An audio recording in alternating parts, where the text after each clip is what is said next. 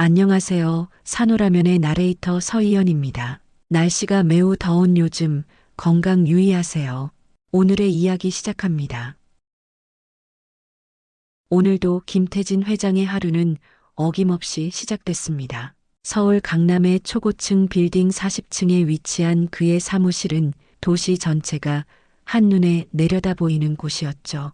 창밖으로는 끝없이 움직이는 자동차들과 바삐 걸어가는 사람들의 모습이 마치 개미처럼 작게 보였습니다. 태진은 이미 새벽 6시부터 출근해서 각종 보고서와 회의 자료를 검토하고 있었어요. 55살의 나이에도 불구하고 그의 하루는 여전히 빡빡했습니다. 오전 9시부터 시작되는 임원 회의를 위해 마지막 점검을 하고 있을 때였죠. 똑똑 사무실 문을 노크하는 소리가 들렸습니다. 들어오세요.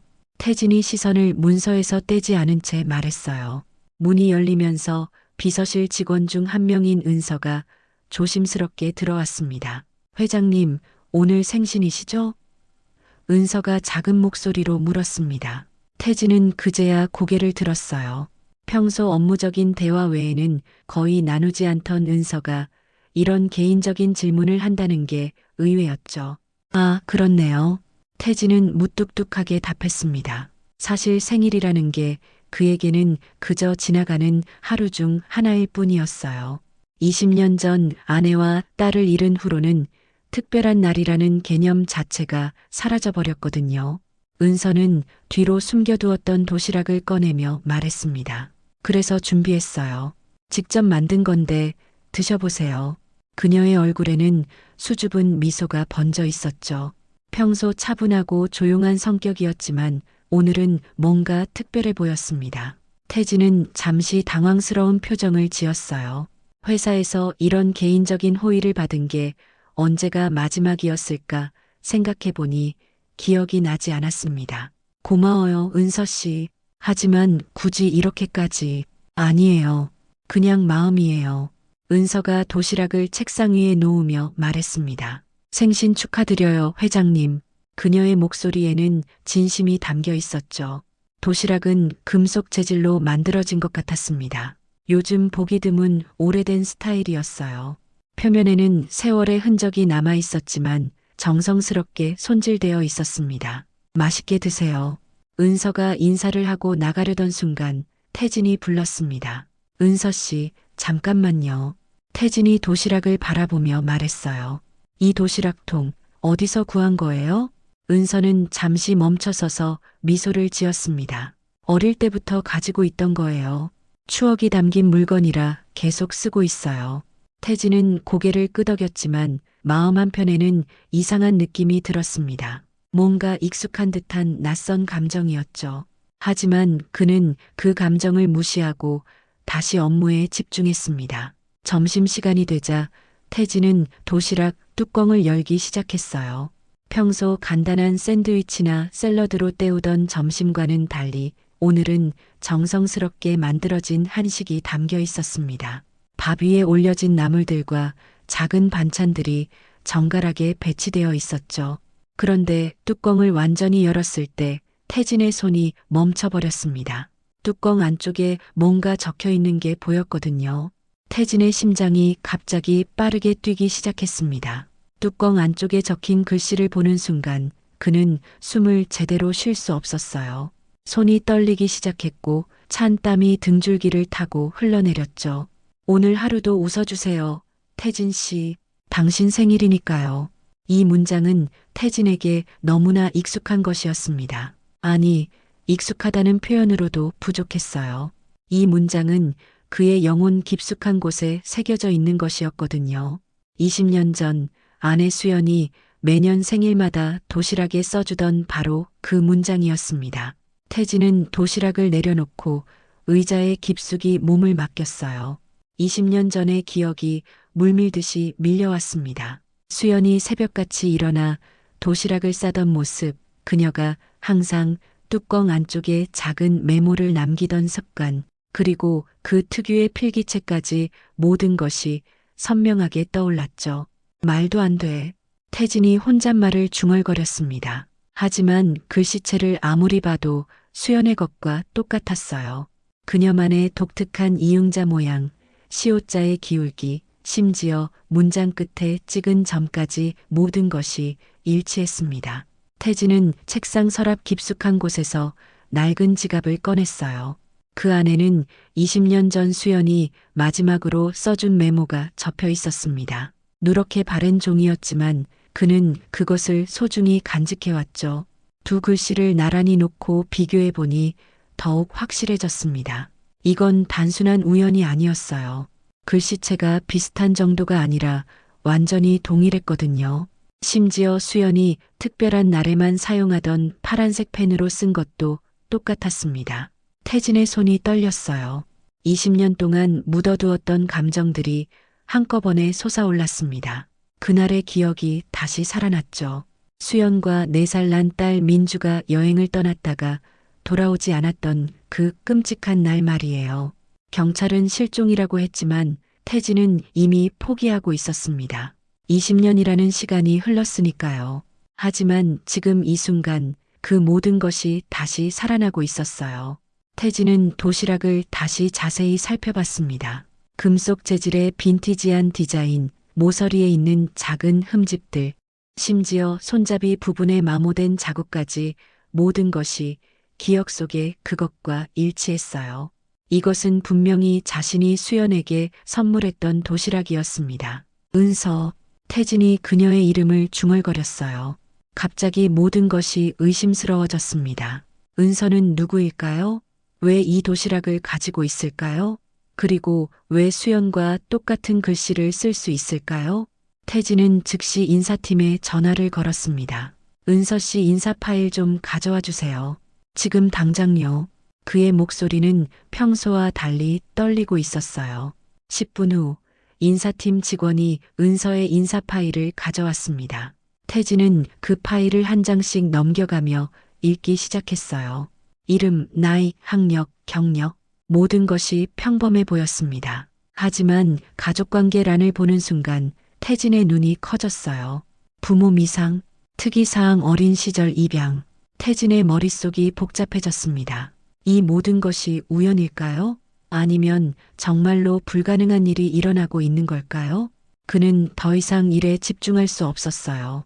그날 밤 태진은 잠을 이룰 수 없었습니다. 머릿속에서는 온갖 추측과 가능성들이 소용돌이치고 있었어요. 새벽 4시가 넘어서야 겨우 잠에 들었지만 꿈속에서도 수연과 민주의 모습이 나타났습니다. 다음 날 아침 태진은 평소보다 일찍 출근했어요. 그리고 곧바로 사설 조사기관에 전화를 걸었습니다. 은서라는 사람에 대해 자세히 알아봐 주세요. 특히 어린 시절과 입양 관련된 부분을 중점적으로요. 며칠 후 조사 결과가 나왔습니다. 태진은 조사관을 직접 만나보고서를 받아들었어요.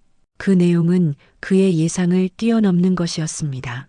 은서 씨는 생후 6개월경에 입양되었습니다. 조사관이 설명을 시작했어요. 친부모에 대한 정보는 거의 없고 당시 교통사고로 부모를 잃은 것으로 추정됩니다. 태진의 가슴이 쿵쾅거렸습니다. 20년 전 수연과 민주가 사라진 것도 교통사고 때문이었거든요. 하지만 그때는 시신을 찾지 못했었죠. 입양 가정은 어떤 곳이었나요? 태진이 물었습니다. 경기도 가평에 있는 농가였습니다. 하지만 은서 씨가 10살 때 양부모님이 돌아가셨고 그 후로는 여러 위탁 가정을 거치며 자랐어요. 조사관이 계속 설명했습니다. 태진은 보고서를 자세히 읽어봤어요. 은서의 인생은 그리 순탄하지 않았습니다. 어린 나이에 양부모를 잃고 여러 위탁 가정을 전전하며 자란 것이죠. 그럼에도 불구하고 열심히 공부해서 대학을 졸업하고 지금의 회사에 입사한 것이었어요. 그런데 특이한 점이 하나 있습니다. 조사관이 말했습니다. 은서 씨가 사용하는 필기체가 독특해요. 일반적인 한글 교육과는 다른 방식으로 쓰고 있거든요. 태진은 숨을 멈췄습니다. 수연은 한글을 가르치는 특별한 방법을 가지고 있었어요. 그녀는 어린 시절 서예를 배웠기 때문에 글씨에 대한 남다른 철학을 가지고 있었죠. 그리고 그 방법을 민주에게 가르치고 있었습니다. 혹시 그 필기체가 어떤 건지 볼 수 있을까요? 태진이 조사관에게 물었어요. 조사관은 은서가 작성한 몇 장의 서류를 보여줬습니다. 태진은 그 글씨를 보는 순간 확신했어요. 이것은 분명히 수연이 민주에게 가르치던 그 방법이었습니다. 이응자를 쓸 때 시계 반대 방향으로 도는 것, 시옷자를 쓸 때 오른쪽으로 살짝 기울이는 것, 모든 것이 일치했죠. 태진은 더 이상 참을 수 없었습니다. 그는 은서를 직접 만나 진실을 확인해야 했어요. 하지만 어떻게 접근해야 할지 고민이 됐습니다. 갑자기 당신이 혹시 내 딸이냐고 물을 수는 없잖아요. 며칠 후 태진은 은서에게 개인적으로 대화를 요청했습니다. 퇴근 후 회사 근처 조용한 카페에서 만나기로 했죠. 갑자기 불러내서 미안해요. 태진이 말했습니다. 그런데 궁금한 게 있어서요. 은서는 약간 긴장한 표정을 지었어요. 네, 뭐든 말씀하세요. 지난번 도시락 말이에요. 그 도시락통이 참 독특하더라고요. 어디서 구한 건지 궁금해서요. 태진이 조심스럽게 물었습니다. 은서의 얼굴에 잠시 그늘이 드리워졌어요. 사실 정확히는 모르겠어요. 어릴 때 위탁 가정에서 아주머니가 주신 건데 그분 말로는 제가 입양될 때 가지고 온 물건이라고 하셨거든요. 태진의 심장이 다시 빠르게 뛰기 시작했습니다. 그럼 그 글씨는 누가 가르쳐 준 거예요? 글씨요? 은서가 의아해했습니다. 특별히 누가 가르쳐 준 건 아니에요. 그냥 어릴 때부터 이렇게 써왔거든요. 가끔 꿈에서 누군가 제 손을 잡고 글씨를 가르쳐 주는 꿈을 꾸곤 해요. 태진은 더 이상 말을 할 수 없었습니다. 모든 것이 점점 명확해지고 있었어요. 태진은 그날 밤 집에 돌아와서 오랫동안 서재에 앉아 있었습니다. 책장 깊숙한 곳에서 낡은 앨범을 꺼냈어요. 20년 동안 한 번도 펼쳐보지 않았던 그 앨범에는 수연과 민주의 사진들이 가득했습니다. 한 장씩 넘겨가며 보던 중 태진은 특별한 사진 하나를 발견했어요. 민주가 3살 생일 때 찍은 사진이었습니다. 그 사진 속에서 민주는 바로 그 도시락통을 들고 있었죠. 수연이 선물해준 도시락이었어요. 태진은 그 사진을 자세히 들여다봤습니다. 도시락통의 모든 디테일이 기억 속의 것과 일치했어요. 심지어 모서리에 있는 작은 흠집까지 똑같았습니다. 그것은 민주가 실수로 떨어뜨렸을 때 생긴 흠집이었죠. 다음 날 태진은 도시락통에 대해 더 자세히 알아보기로 했습니다. 그는 골동품 전문가에게 연락을 취했어요. 20년 전 자신이 그 도시락을 어디서 구했는지 기억을 되짚어보기 위해서였죠. 이 도시락통은 1980년대 유럽에서 제작된 것 같습니다. 골동품 전문가가 사진을 보며 말했어요. 특히 독일 쪽에서 만들어진 것으로 보이는데 국내에는 거의 들어오지 않은 희귀한 제품이에요. 태진은 그제야 기억이 났습니다. 20년 전 독일 출장을 갔을 때 프랑크푸르트의 작은 골동품 상점에서 구입한 것이었어요. 수연이 도시락을 좋아한다는 것을 알고 있었기 때문에 특별한 선물로 사온 것이었죠. 이런 제품은 전 세계적으로도 많이 남아있지 않을 겁니다. 전문가가 덧붙였어요. 특히 이 상태로 보존된 것은 더욱 드물죠. 태진은 확신했습니다. 은서가 가진 도시락통은 분명히 자신이 수연에게 선물한 그것이었어요. 그리고 그것은 민주와 함께 사라진 것이었죠. 그날 오후 태진은 다시 은서를 불러 더 자세한 이야기를 들어보기로 했습니다. 이번에는 회사가 아닌 조용한 레스토랑에서 만났어요. 은서 씨, 혹시 어린 시절 기억나는 게 있나요? 태진이 신중하게 물었습니다. 은서는 잠시 생각에 잠겼어요. 사실 생후 6개월 이전의 기억은 전혀 없어요. 그 이후로도 단편적인 기억들만 있고요. 그럼 혹시 이상한 꿈을 꾸거나 하나요? 태진이 계속 물었습니다. 꿈이요? 은서가 눈을 크게 뜨며 대답했어요. 사실 어릴 때부터 계속 꾸는 꿈이 있어요. 누군가 저를 무릎에 앉히고 도시락에 뭔가를 써주는 꿈이에요. 그리고 그 사람이 항상 같은 말을 해주죠. 태진의 심장이 멈출 것 같았습니다. 무슨 말인가요? 오늘 하루도 웃어주세요. 우리 딸. 이런 말이에요. 은서가 조심스럽게 말했습니다. 그래서 회장님 생일 때도 그 문장이 자연스럽게 떠올랐던 거예요.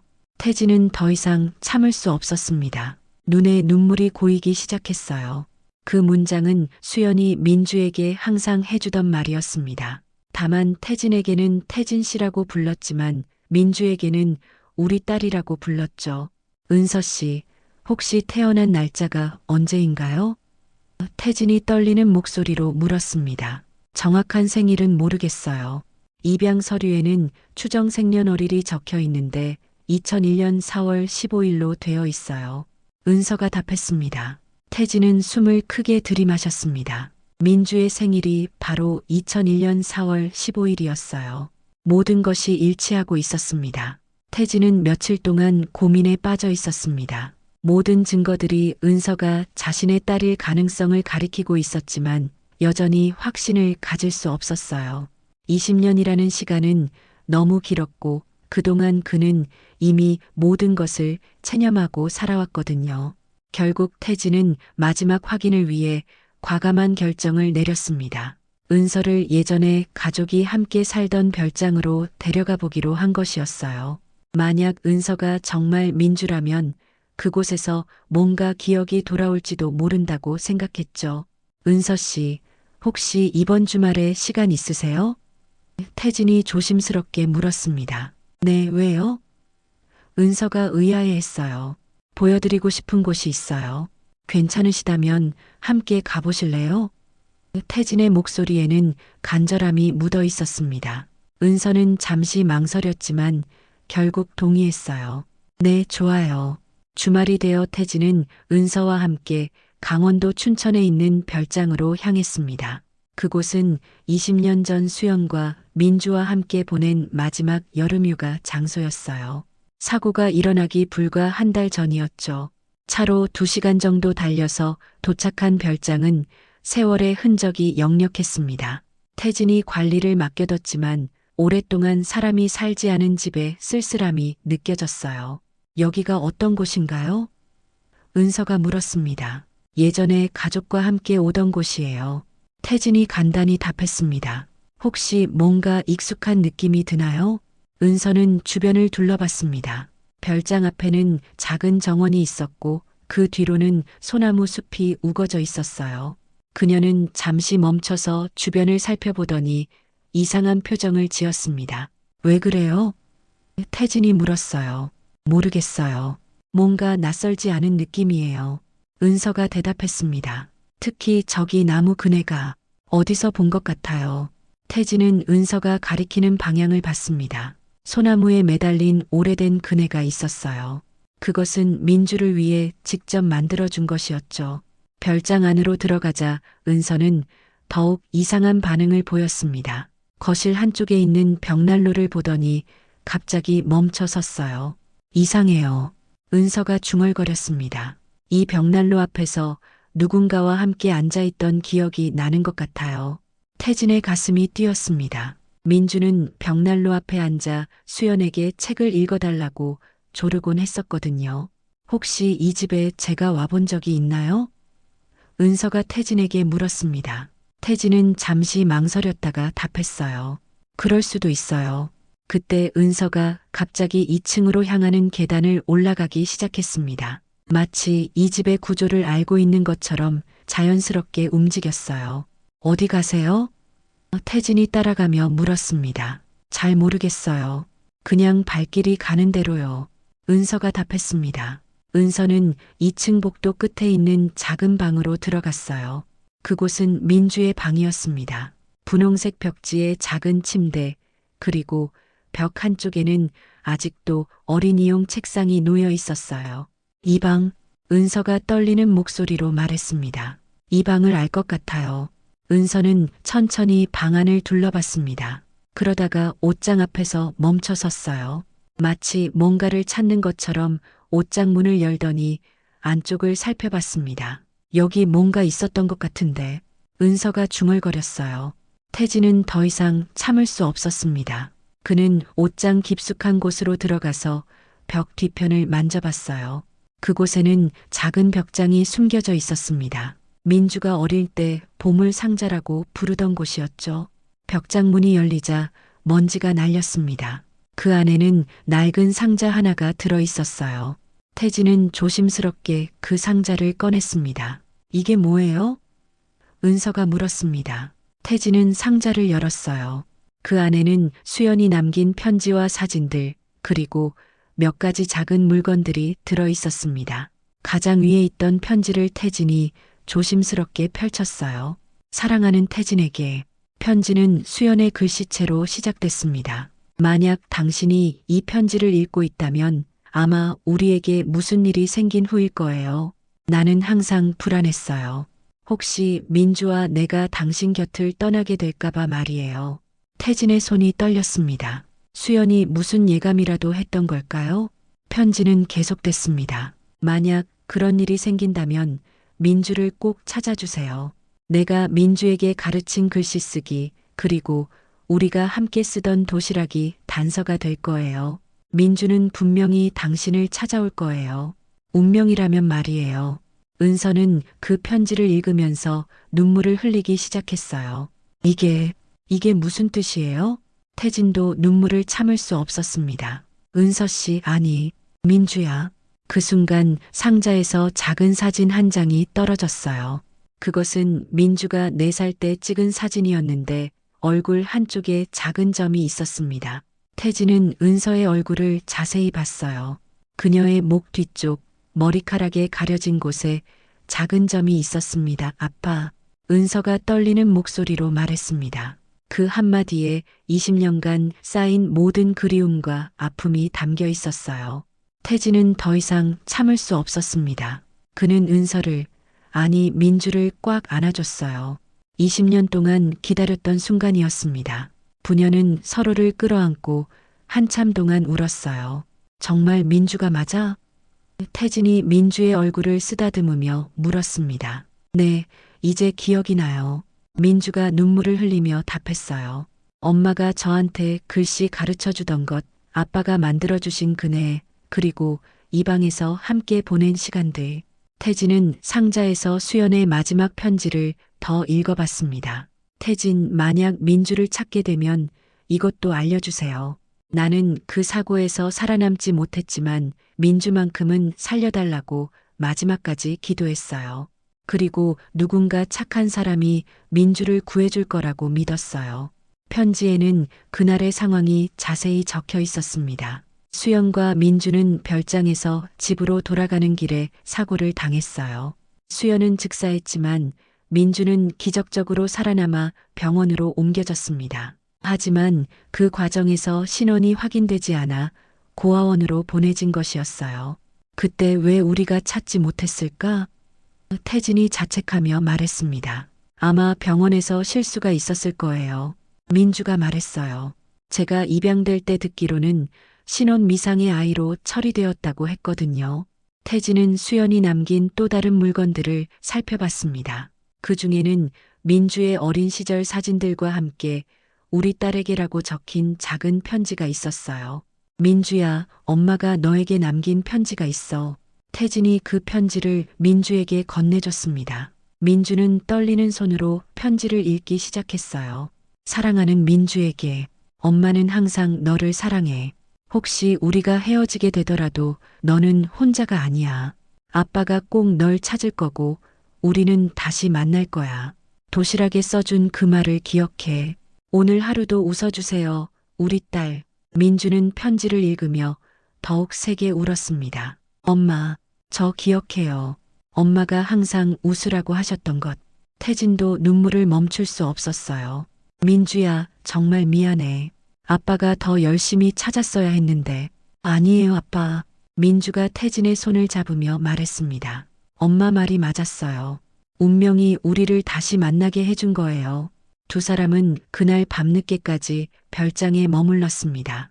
20년 동안 못다한 이야기들을 나누며 잃어버린 시간을 조금이라도 채우려고 했어요. 민주는 자신이 어떻게 살아왔는지, 얼마나 가족을 그리워했는지 이야기했습니다. 사실 저도 모르게 항상 누군가를 찾고 있었어요. 민주가 말했어요. 그리고 아빠 회사에 입사한 것도 우연이 아니었던 것 같아요.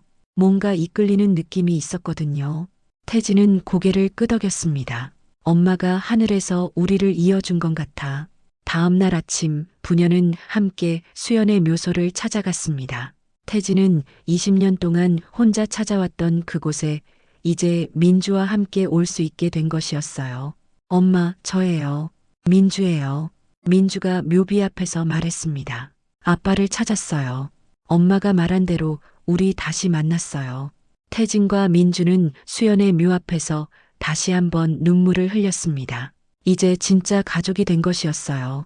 그로부터 1년이 흘렀습니다. 김태진 회장의 사무실에는 이제 2개의 도시락이 놓여 있었어요. 하나는 민주가 쌓은 것이고 다른 하나는 태진이 직접 만든 것이었습니다. 아버지와 딸은 이제 매일 함께 점심을 먹으며 못다한 이야기들을 나누고 있었어요. 민주는 이제 더 이상 은서가 아니었습니다. 그녀는 본래의 이름을 되찾았고 아버지의 성을 다시 쓰게 되었어요. 김민주라는 이름으로 새로운 삶을 시작한 것이었습니다. 태진의 삶도 완전히 바뀌었어요. 20년 동안 얼어붙어 있던 그의 마음이 다시 녹기 시작했습니다. 회사 직원들은 회장이 예전보다 훨씬 따뜻해졌다고 말했어요. 그의 얼굴에는 항상 미소가 머물러 있었고 목소리에는 생기가 돌았습니다. 민주 역시 마찬가지였어요.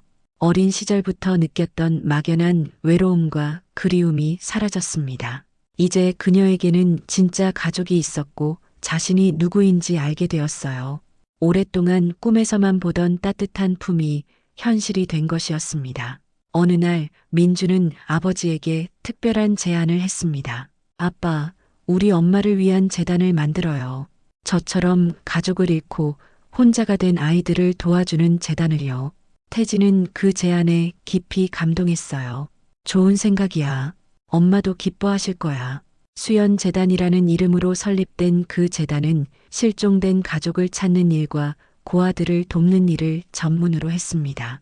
태진과 민주는 자신들이 겪었던 아픔을 다른 사람들이 겪지 않도록 하기 위해 최선을 다했어요. 재단 개소식 날, 태진은 많은 사람들 앞에서 연설을 했습니다.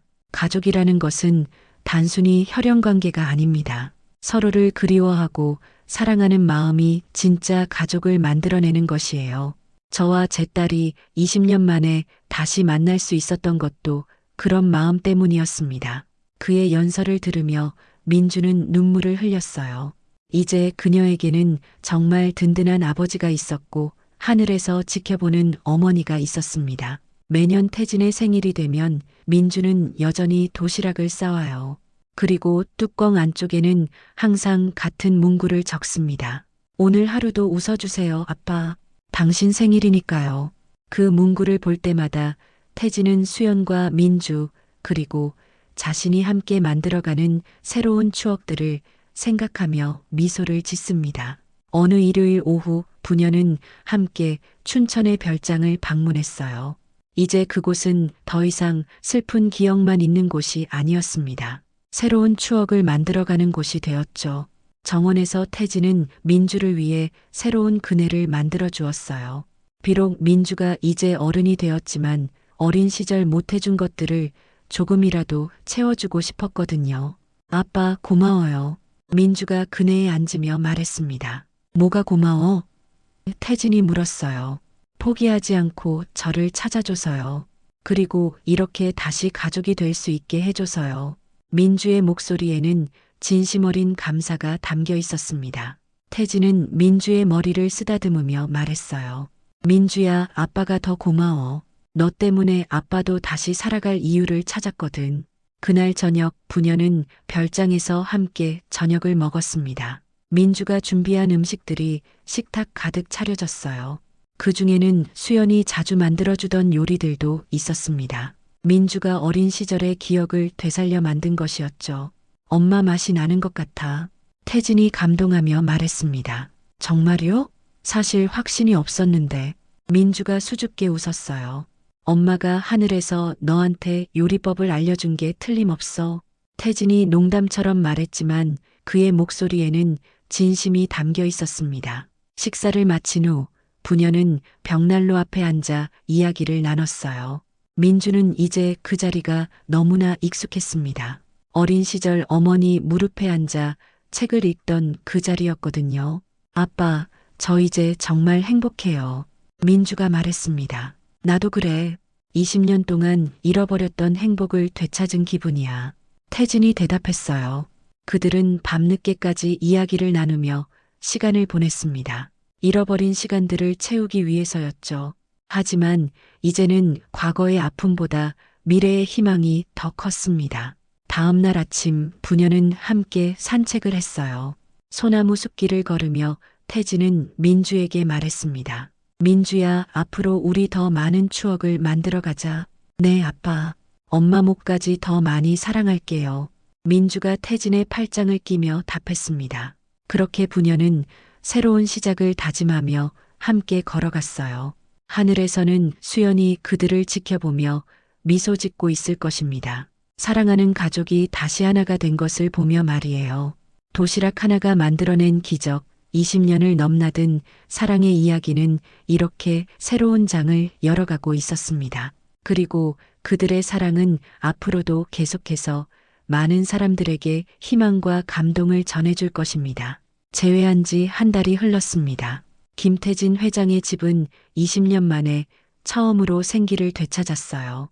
민주가 이사를 와서 함께 살기 시작한 것이었습니다. 너무 넓어서 텅 비어 보이기만 했던 집이 이제는 따뜻한 보금자리가 되었죠. 아침마다 태진은 민주가 준비해주는 아침 식사를 먹으며 하루를 시작했습니다.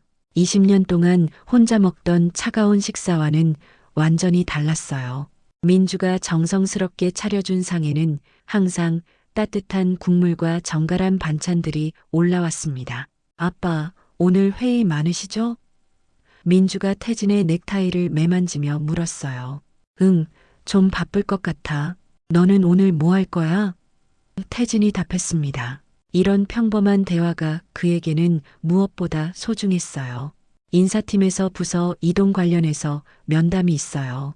이제 제 정체가 밝혀졌으니까 좀 어색하더라고요. 민주가 웃으며 말했습니다. 사실 회사에서는 큰 화제가 되고 있었어요. 비서실 직원이었던 은서가 알고 보니 회장의 딸이었다는 사실에 모든 직원들이 놀랐거든요. 하지만 민주는 특별한 대우를 받고 싶어 하지 않았습니다. 민주야, 너 정말 다른 부서로 가고 싶어? 태진이 조심스럽게 물었어요. 네, 제대로 된 실력으로 인정받고 싶어요. 아빠 딸이라는 이유로 특혜를 받고 싶지는 않거든요. 민주의 목소리에는 의지가 담겨 있었습니다. 태진은 딸의 당찬 모습이 자랑스러웠어요. 어려운 환경에서 자라면서도 이렇게 올곧은 성격을 가지게 된 것이 기특했습니다. 출근길에 태진은 운전기사에게 말했어요. 이제부터 민주도 함께 태워다 주세요. 네, 회장님. 따님과 함께 출근하시는군요. 운전기사가 미소를 지으며 답했습니다. 차 안에서 부녀는 라디오를 들으며 조용한 시간을 보냈어요. 가끔 민주가 창밖 풍경을 보며 감탄하거나 태진이 민주의 손을 꼭 잡아주기도 했습니다. 말로 표현하지 않아도 서로의 마음이 통했죠. 회사에 도착하면 민주는 먼저 자신의 자리로 가고 태진은 회장실로 향했습니다. 하지만 점심시간이 되면 어김없이 둘은 함께 식사를 했어요. 회장 전용 식당에서 도시락을 나눠 먹는 모습은 직원들에게도 훈훈한 광경이었습니다. 아빠, 제가 어릴 때는 어떤 아이였어요? 민주가 어느 날 점심시간에 물었습니다. 태진은 잠시 추억에 잠겼어요. 정말 똑똑하고 밝은 아이였어. 엄마를 쏙 빼닮아서 항상 웃고 있었고 호기심도 많았지. 그래요? 기억이 안 나는 게 너무 아쉬워요. 민주가 아쉬워하며 말했습니다. 괜찮아.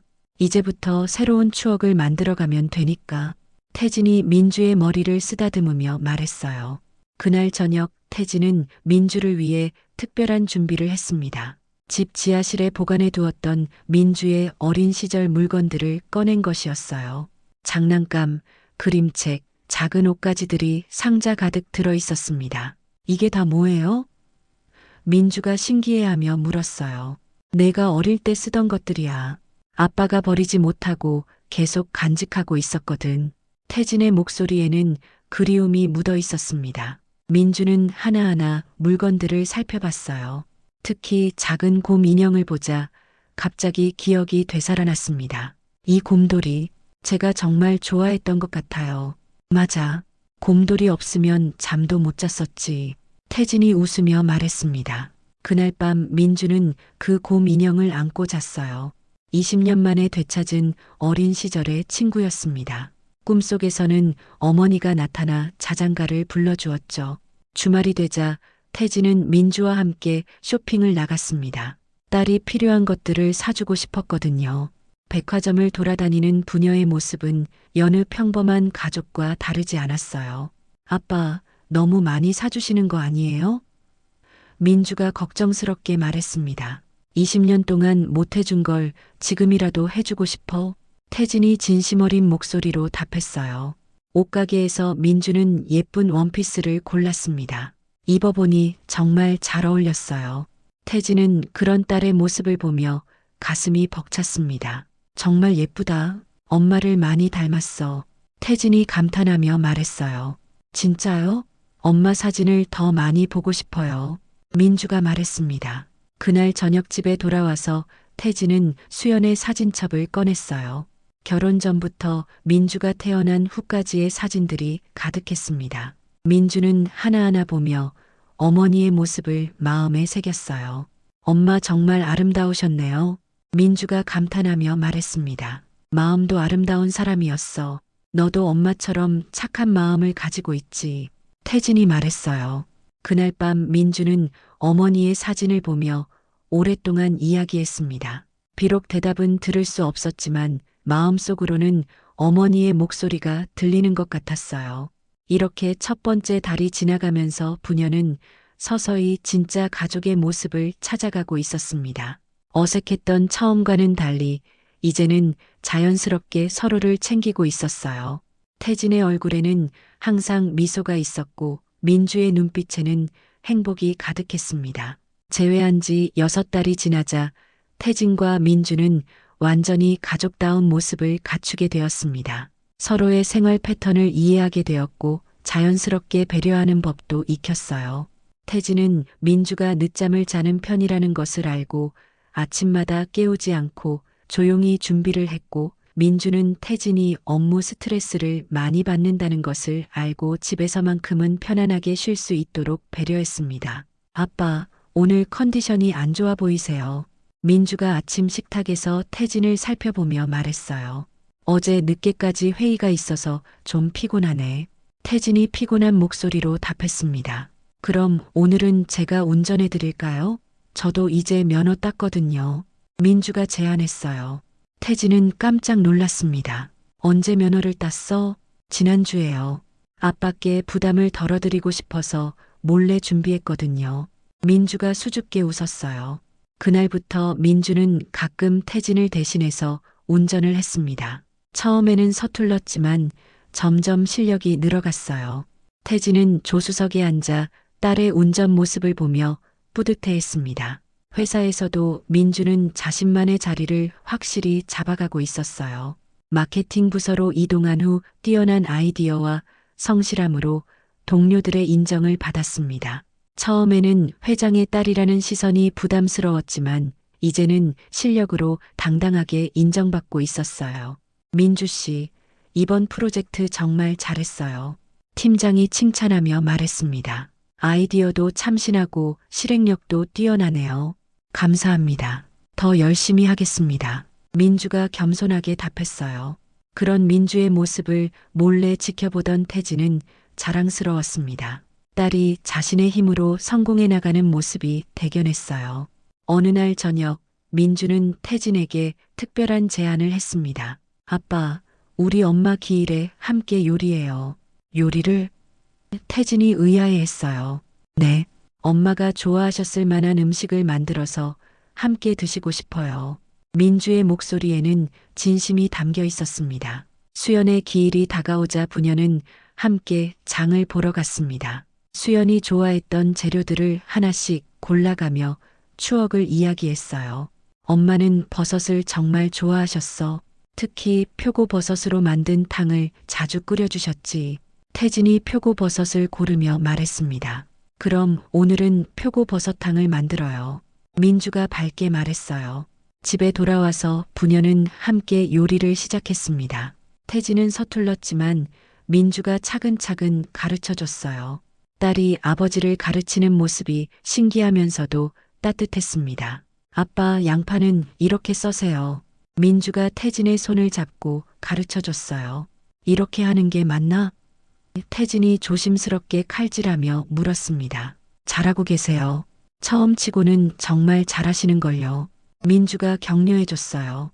요리를 하면서 부녀는 많은 이야기를 나눴습니다. 수연의 추억, 민주의 어린 시절, 그리고 앞으로의 계획까지 모든 것을 공유했어요. 민주야, 엄마가 살아계셨다면 정말 행복해 하셨을 거야. 태진이 감동하며 말했습니다. 저도 그래요. 엄마가 보고 계실 거라고 생각해요. 민주가 하늘을 올려다보며 답했어요. 완성된 음식을 수연의 사진 앞에 차려놓고 부녀는 함께 식사했습니다. 마치 수연도 함께 있는 것 같은 따뜻한 분위기였어요.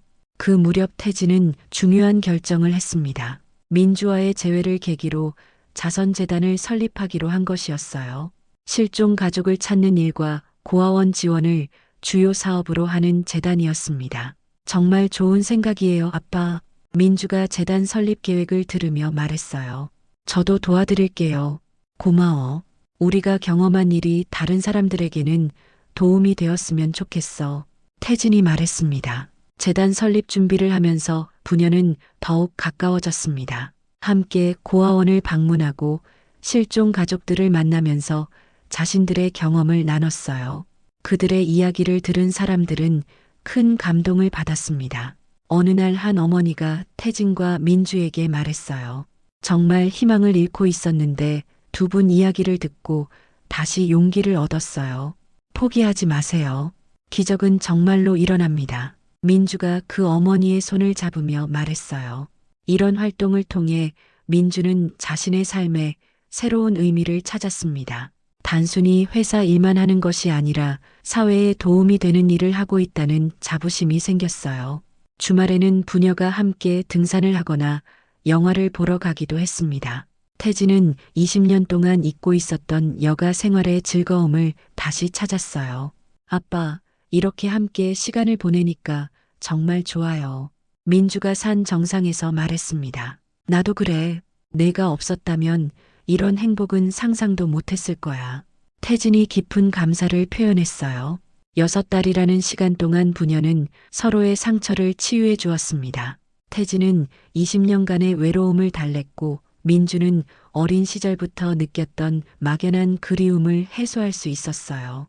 이제 그들에게는 든든한 가족이 있었고 함께 만들어갈 밝은 미래가 있었습니다. 재회한 지 꼭 1년이 되던 날 태진과 민주는 특별한 하루를 보냈습니다. 아침 일찍 수연의 묘소를 찾아가서 1년 전 기적적인 재회에 대한 감사를 표했어요. 그리고 오후에는 수연 재단 공식 개소식을 가졌습니다. 엄마, 저희가 다시 만난 지 오늘로 정확히 1년이에요. 민주가 묘비 앞에서 말했습니다. 덕분에 아빠와 저는 정말 행복하게 살고 있어요. 태진도 곁에서 고개를 끄덕였어요. 수연아, 고마워. 민주를 다시 우리 곁으로 보내줘서. 그날 오후 열린 재단 개소식에는 많은 사람들이 참석했습니다. 정부 관계자, 언론인, 그리고 무엇보다 실종 가족들과 고아원 아이들이 함께했어요. 태진은 개소사에서 지난 1년간의 여정을 솔직하게 털어놓았습니다. 1년 전 오늘 저는 잃어버린 딸을 되찾는 기적을 경험했습니다. 태진이 단상에서 말했어요. 하지만 이 기적은 저희만의 것이 아니어야 한다고 생각했습니다. 세상의 모든 헤어진 가족들이 다시 만날 수 있도록 돕는 것이 저희의 사명입니다. 민주도 단상에 올라가서 자신의 이야기를 했습니다. 저는 20년 동안 제가 누구인지 몰랐습니다. 하지만 진짜 가족을 만나고 나서야 비로소 완전한 사람이 될 수 있었어요. 이제 저와 같은 아이들이 더 빨리 가족을 찾을 수 있도록 최선을 다하겠습니다. 개소식이 끝난 후 부녀는 재단 시설을 둘러봤습니다. 상담실, 데이터베이스 구축실, 그리고 임시보호소까지 모든 것이 완벽하게 준비되어 있었어요. 정말 대단해요, 아빠. 이 모든 걸 1년 만에 준비하시다니. 민주가 감탄하며 말했습니다. 혼자서는 불가능했을 거야. 내가 있었기 때문에 가능한 일이었어. 태진이 답했어요. 그날 저녁 집에 돌아와서 부녀는 조용한 시간을 가졌습니다. 거실 소파에 나란히 앉아 지난 1년을 되돌아보며 이야기를 나눴어요.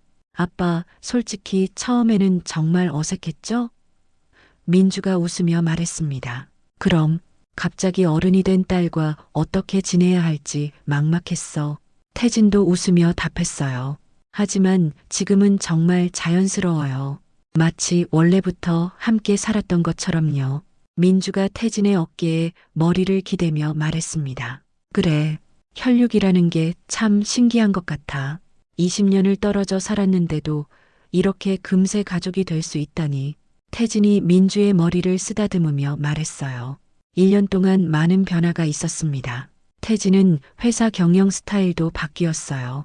예전보다 직원들과의 소통을 중요하게 생각하게 되었고 가족 친화적인 정책들을 많이 도입했습니다. 직원들은 회장이 완전히 다른 사람이 된 것 같다고 말했어요.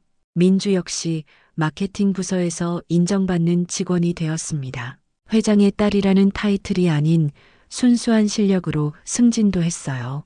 동료들은 민주의 성실함과 창의성을 높이 평가했습니다. 민주 씨는 정말 특별해요. 동료가 말했습니다. 어려운 환경에서 자랐는데도 이렇게 밝고 긍정적일 수 있다니 존경스러워요. 감사해요. 늦게라도 가족을 찾았으니까 행복할 수밖에 없어요. 민주가 답했어요. 그 무렵 태진은 민주에게 특별한 선물을 준비했습니다. 수연이 생전에 즐겨 입던 목걸이를 민주에게 물려주기로 한 것이었어요. 이건 엄마가 가장 아끼던 목걸이야. 태진이 작은 상자를 열며 말했습니다. 이제 내가 가져야 할 때가 온 것 같아. 민주는 그 목걸이를 보자 눈물이 났습니다. 정말 아름다워요. 엄마의 마음이 느껴지는 것 같아요. 엄마가 너에게 주고 싶어 했을 거야. 태진이 민주의 목에 목걸이를 걸어주며 말했어요. 그날부터 민주는 그 목걸이를 항상 착용했습니다. 마치 어머니가 항상 함께 있는 것 같은 느낌이었어요. 재단 일도 본격적으로 시작되었습니다. 벌써 여러 건의 성공 사례가 나왔어요. 실종된 자녀를 찾은 부모들, 생부모를 만난 입양아들의 이야기가 언론에 보도되면서 재단의 인지도도 높아졌습니다. 정말 보람 있는 일이에요. 민주가 재단 사무실에서 태진에게 말했습니다. 우리가 도운 가족들이 행복해하는 모습을 보면 가슴이 벅차요. 그래, 우리 경험이 헛되지 않았다는 생각이 들어. 태진이 고개를 끄덕이며 답했어요. 어느 주말 부녀는 함께 춘천 별장을 방문했습니다. 이제는 슬픈 기억의 장소가 아니라 새로운 추억을 만드는 곳이 되었어요. 별장 정원에는 수연을 기리는 작은 조각상을 세웠습니다. 엄마, 저희 정말 행복해요. 민주가 조각상 앞에서 말했습니다. 아빠와 저는 이제 완전한 가족이 되었어요. 태진도 곁에서 말했어요. 수연아, 우리 딸 정말 잘 키워줘서 고마워. 이렇게 착하고 훌륭한 아이로 자라게 해줘서. 그날 저녁 별장에서 부녀는 함께 요리를 했습니다. 이제는 둘 다 요리 실력이 늘어서 맛있는 음식을 만들 수 있게 되었어요. 식탁에 앉아 음식을 나누며 미래에 대한 이야기를 했습니다. 아빠, 저 결혼하게 되면 어떻게 할 거예요? 민주가 장난스럽게 물었어요. 글쎄, 사위감을 엄격하게 심사해야겠지. 태진이 진지한 척하며 답했습니다. 농담이에요. 아직 연애할 생각도 없어요. 지금 이 순간이 너무 행복해서요. 민주가 웃으며 말했어요. 나도 그래. 이런 평화로운 일상이 계속되었으면 좋겠어. 태진이 진심으로 말했습니다. 1년이라는 시간 동안 부녀는 완전한 가족이 되었습니다. 서로를 이해하고 배려하며 함께 웃고 함께 울 수 있는 진짜 가족이 된 것이었어요. 20년의 공백이 있었지만 사랑으로 그 빈자리를 모두 채울 수 있었습니다. 이제 그들의 이야기는 많은 사람들에게 희망을 주고 있습니다. 세상 어딘가에서 가족을 그리워하는 모든 사람들에게 포기하지 말라는 메시지를 전하고 있어요. 사랑은 시간과 공간을 뛰어넘는다는 것, 그리고 진정한 가족은 언젠가 반드시 다시 만난다는 것을 보여주고 있습니다.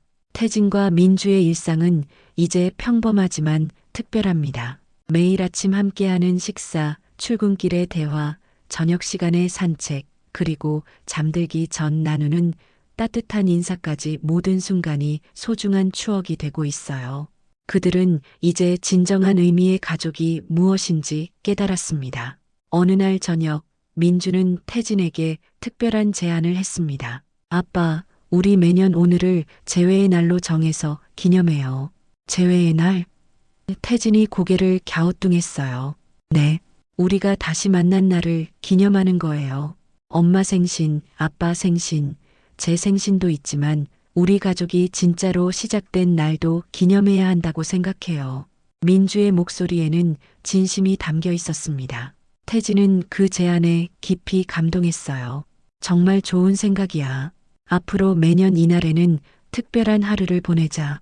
그 후로 부녀는 매년 재회의 날이 되면 함께 의미 있는 시간을 보냈습니다. 수연의 묘소를 찾아가 감사 인사를 드리고 재단에서 도움을 받은 가족들과 만나 근황을 나누며 저녁에는 둘만의 특별한 식사를 했어요.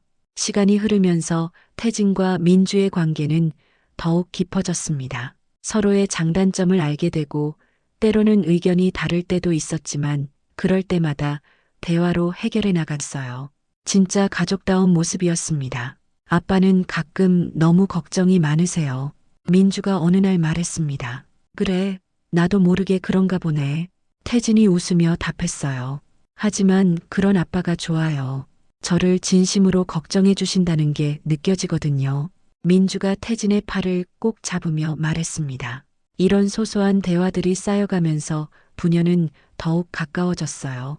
이제는 말하지 않아도 서로의 마음을 아는 단계에 이르렀습니다. 재단 일에서도 큰 성과를 거두고 있었어요.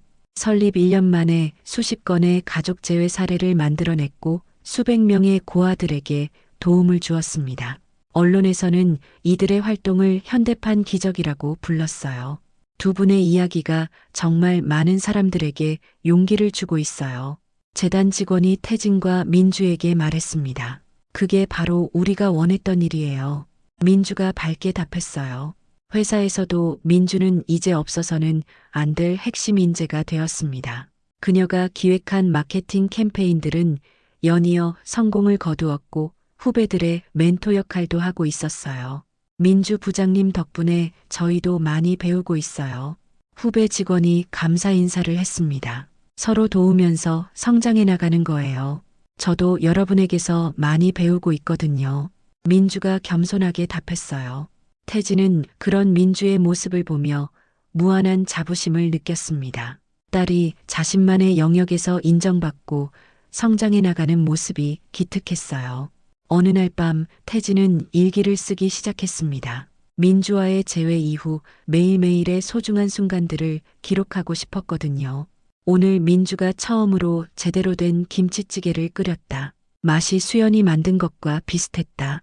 유전자라는 게 참 신기하다. 민주는 요리를 배운 적이 없는데도 엄마의 손맛을 재현해냈다. 이런 소소한 일상들이 태진에게는 모두 소중한 기적이었어요. 20년 동안 잃어버렸던 아버지로서의 행복을 하나씩 되찾아가고 있었습니다. 민주도 자신만의 방식으로 가족의 의미를 새기고 있었어요. 매주 한 번씩은 태진을 위해 특별한 요리를 만들어 주었고 아버지의 건강을 세심하게 챙겼습니다. 아빠, 요즘 너무 바쁘신 것 같아요. 건강검진은 언제 받으실 거예요? 민주가 걱정스럽게 물었어요. 다음 주에 받을 예정이야. 걱정 마. 태진이 답했습니다. 그럼 제가 같이 가도 될까요? 혼자 가시면 제대로 안 받으실 것 같아서요. 민주가 웃으며 말했어요. 이런 모습들을 보면서 태진은 민주가 정말로 성숙한 어른이 되었다는 것을 느꼈습니다. 어려운 환경에서 자랐음에도 불구하고 이렇게 따뜻하고 배려심 깊은 사람으로 자란 것이 기적 같았어요. 계절이 바뀌어 가을이 되자 부녀는 단풍 구경을 가기로 했습니다. 춘천 별장 근처의 산에 올라가서 아름다운 풍경을 감상했어요. 정말 아름답네요. 민주가 감탄하며 말했습니다. 그래, 엄마도 가을을 참 좋아했었는데. 태진이 추억에 잠겨 말했어요. 엄마와 함께 이런 곳에 온 적 있어요? 민주가 물었습니다. 물론이지. 너도 함께 왔었어. 내가 3살 때였나? 단풍잎을 주워서 화관을 만들어 주었더니 정말 좋아했었지. 태진이 미소 지으며 말했어요. 민주는 그 이야기를 들으며 마음이 따뜻해졌습니다. 비록 기억나지는 않지만 어린 시절 부모의 사랑을 받으며 행복했던 순간들이 있었다는 것만으로도 위안이 되었어요. 그날 저녁 별장에서 부녀는 벽난로 앞에 앉아 긴 대화를 나눴습니다. 과거의 아픔, 현재의 행복, 그리고 미래의 희망에 대해 이야기했어요.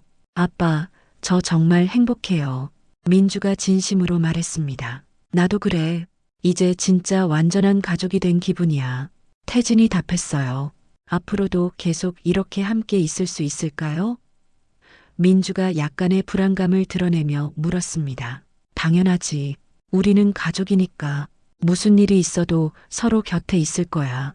태진이 확신에 찬 목소리로 답했어요. 그 밤 민주는 깊은 잠에 빠졌습니다.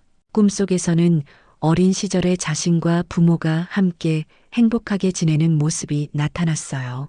그리고 현재의 자신과 아버지가 함께 웃고 있는 모습도 보였습니다. 과거와 현재, 그리고 미래가 하나로 이어진 아름다운 꿈이었어요. 태진도 그날 밤 평안한 잠을 잤습니다. 20년 만에 처음으로 완전한 안정감을 느끼며 잠들 수 있었어요. 더 이상 혼자가 아니었고 사랑하는 딸이 곁에 있었습니다. 이렇게 태진과 민주의 이야기는 해피엔딩을 맞았습니다. 하지만 이것은 끝이 아니라 새로운 시작이었어요. 이제 그들에게는 함께 만들어갈 수많은 내일들이 기다리고 있었습니다. 그리고 그 모든 날들이 사랑으로 가득할 것이라는 확신이 있었어요. 도시락 하나로 시작된 기적적인 이야기는 이제 많은 사람들에게 희망의 메시지가 되어 전해지고 있습니다. 사랑하는 사람을 잃었다고 해서 절망할 필요는 없다는 것, 진정한 사랑은 시간과 공간을 초월한다는 것, 그리고 기적은 우리가 포기하지 않을 때 찾아온다는 것을 보여주는 아름다운 이야기로 남게 될 것입니다.